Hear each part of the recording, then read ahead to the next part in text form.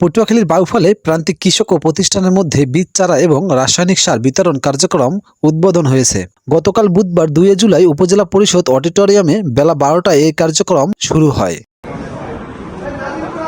উপজেলা পরিষদ মিলনায়তনে এই কার্যক্রমের আনুষ্ঠানিক উদ্বোধন করেন প্রধান অতিথি বাউফল উপজেলা নির্বাহী অফিসার মোহাম্মদ আমিনুল ইসলাম। বিনামূল্যে বীজ চারা ও রাসায়নিক সার বিতরণ কার্যক্রমে সভাপতিত্ব করেন উপজেলা কৃষি কর্মকর্তা মোহাম্মদ মিলন। ওই সময় উপস্থিত ছিলেন বাউফল থানার ভারপ্রাপ্ত কর্মকর্তা ওসি আক্তারুজ্জামান সরকার, কৃষি কর্মকর্তা রেজওয়ানা তালুকদার, মোহাম্মদ ফোরকান, বাউফল উপজেলা জামায়াতের আমির মাওলানা ইসহাক সহ গণ্যমান্য ব্যক্তিবর্গ।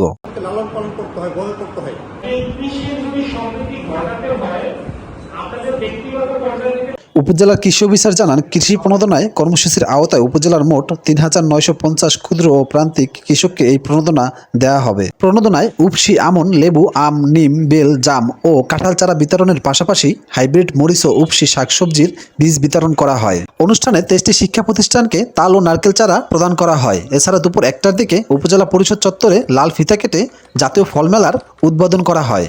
মেলায় 3টে স্টলে দেশীয় আম, জাম, কাঁঠাল, লিচু, কলা সহ বিভিন্ন ফলের সমাহার ছিল। উল্লেখ্য, 2025-26 অর্থবছরে খরিফ 2 মৌসুমে কৃষি প্রণোদনায় কর্মসূচির আওতায় এসব বীজ চারা ও রাসায়নিক সার বিতরণের কার্যক্রম শুরু হয়েছে। সরেজমিন, সোহেল গাজী, বাউফল।